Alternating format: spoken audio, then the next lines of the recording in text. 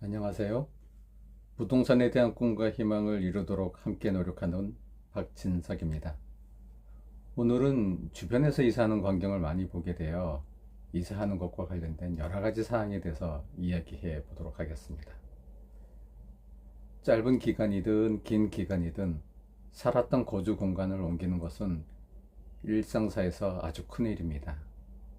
친숙했던 곳을 떠나 새로운 곳으로 간다는 것은 감정적으로 흥분되기도 하지만 한편으로는 불안하기도 합니다. 그런데 실제 이사하는 과정에서 신경 써야 하는 일들이 너무 많아 가만 있을 수만은 없습니다.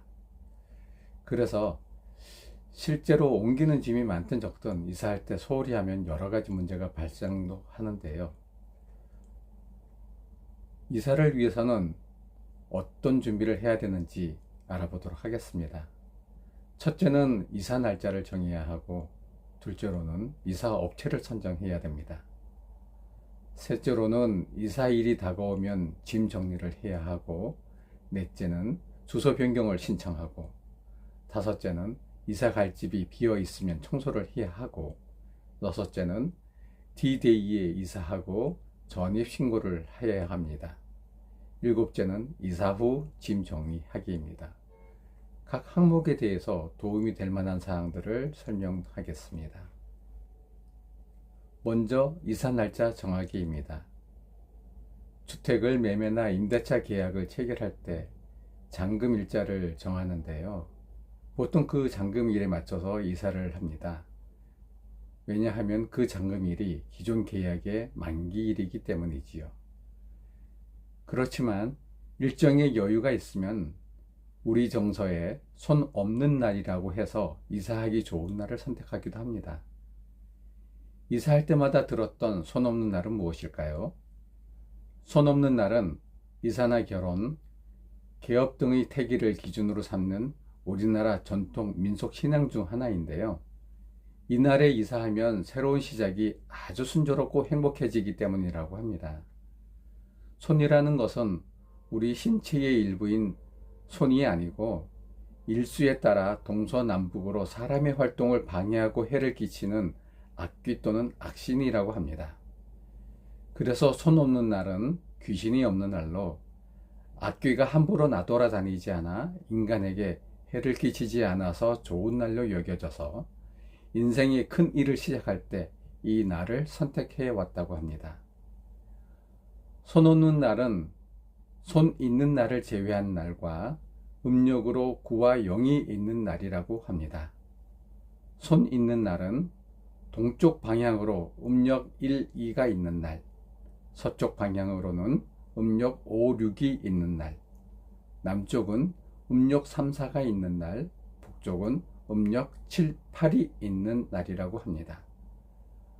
모든 여건이 순조롭다면 손 없는 날로 정하는 것이 좋기는 하지만 이사 당일 여러 가지 관공서 업무나 은행 등의 업무를 처리하기 위해서는 가급적 평일이 좋겠지요. 게다가 이사 비용도 조금 절약할 수 있습니다. 다음은 이사업체 선정하기입니다. 가장 많은 시간과 사람이 동원되고 소요되는 게 이사하는 날인데요. 업체에 따라 기분 좋게 이사하거나 또는 그렇지 못한 경우로 새 집에서 시작을 할 수도 있습니다. 그래서 이사업체 선정이 보다 신중해지는데요. 기존에 이용했던 업체가 좋은 기억으로 남아 있으면 그 업체를 선정하시면 되지만, 비용 등을 고려하면 업체에서 제출한 견적서의 금액을 기준으로 선택하는 것도 방법입니다.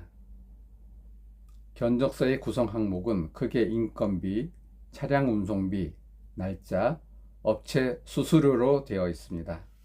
내가 살고 있는 집의 규모에 따라 대부분 비슷하게 그 금액이 정해지고, 여기서 옮길 짐의 특성이나 수량의 가감에 따라 차이가 있겠지요. 그래서 견적을 받으실 때는 반드시 방문 견적이 좋겠습니다. 업체에서 직접 현장을 봐야 이삿짐의 구성이나 규모를 정확하게 알고 견적 금액을 산정할 수 있을 뿐만 아니라 견적 내는 과정과 태도로 업체의 성실성도 파악할 수 있고, 추후 추가 요금이나 물건 파손에 대한 분쟁도 예방이 가능할 수 있습니다.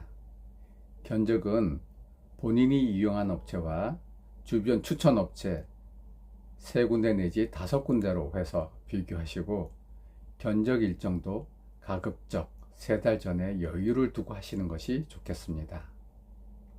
이제 짐 정리하기입니다. 이사 일자와 업체가 선정되었으면 차근차근 짐을 정리해야겠습니다. 먼저 버릴 것과 가져가야 할 것으로 크게 분류하고 버릴 것 중에서는 상태가 괜찮은 의류 등은 기부해도 좋을 것 같네요. 대형 폐기물은 주민센터나 편의점에서 폐기물 스티커를 구입하여 붙여 놓아야 하고요. 가전제품일 경우에는 폐기 전 무상 배출 예약 시스템을 이용하면 무료로 처리를 할 수 있습니다. 그리고 가져가야 할 것 중에는 귀중품은 별도로 분리 보관하고 이사 당일 직접 소지해서 이사하는 것이 바람직합니다. 그리고 버리다 보면 새로운 집에 채워야 할 것들도 있겠지요. 새로운 집에 어울리는 가구나 가전제품 구매하러 갈 때 비용 지출은 되지만 그래도 신나지 않나요? 이사 일정에 맞춰 적절하게 배송일을 정하고 설치하면 되겠지요. 새로운 집에 도배장판이나 전반적인 인테리어를 할 예정이면 업체 선정과 일정을 정해야만 합니다. 이 일정이 완료되어야 이사할 수 있으니까요. 다음은 주소 변경하기와 청소하기입니다. 이제 이사일이 1-3주 전이 되면 실생활에 필요한 일들을 본격적으로 처리해야 합니다. 먼저 은행 등 금융회사와 우체국, 인터넷 사이트 등 다양한 기관에 주소 변경을 요청합니다. 그리고 정기적으로 물품을 구독하는 신문, 우유나 인터넷, 케이블 TV 등은 구독 중지를 요청해야 하고 도시가스는 지역의 도시가스 업체에 주소 변경을 신청하셔야 합니다. 이사와 관련된 서류들도 빠짐없이 챙겨야 하겠지요. 학교에 다니는 자녀가 있으면 미리 전학 절차도 확인하시기 바랍니다. 전학에 필요한 서류도 준비해야 되고 경우에 따라서는 전학하고 싶은 학교에 배정받지 못할 상황도 발생할 수 있습니다.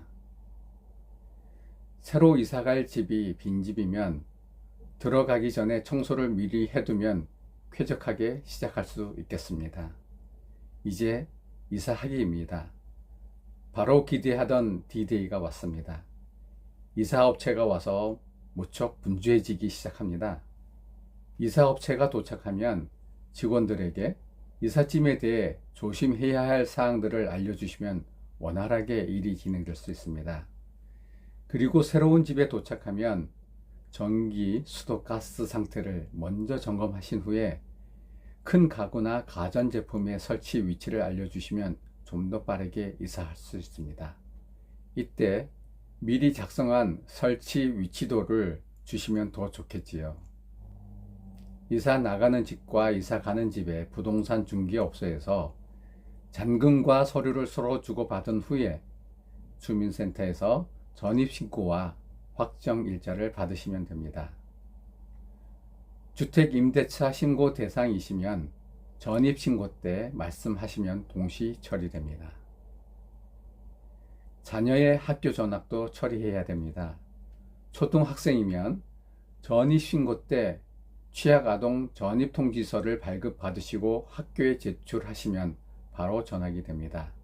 중학생이면 이전 학교에서 전학용 재학증명서를 발급받고 관할 교육청에 제출하시면 학교를 배정받을 수 있습니다. 고등학생은 새로운 집의 주민등록 등본을 발급받아 관할 교육청에 제출하시면 학교를 배정받아 전학시킬 수 있습니다. 이제 마지막으로 이사 후 정리하기입니다. 무사히 이사를 하고 나면 누락된 물건이 없는지 확인하고 짐을 다시 정리하면서 청소를 합니다. 새로운 공간에 소품이나 물건들을 다시 배치를 하기도 하고 수납을 새로 하기도 합니다. 새로운 물건들은 찾기 쉽도록 다시 분류하고 정리하는 것이 좋겠지요. 이사는 단순히 생활용품의 이동만이 아니라 우리 삶의 터전을 옮기는 일입니다. 길이를 선택해서 이사 온 새로운 동네에서 새로운 생활을 좋은 기운과 행복이 함께 하기를 바라지요. 본인이 원했던 원하지 않았던 물리적 이동은 육체적으로 힘들지만 정신적으로도 피로를 느끼게 합니다. 이럴 때 이 글이 조금이나마 도움이 되었으면 합니다. 감사합니다.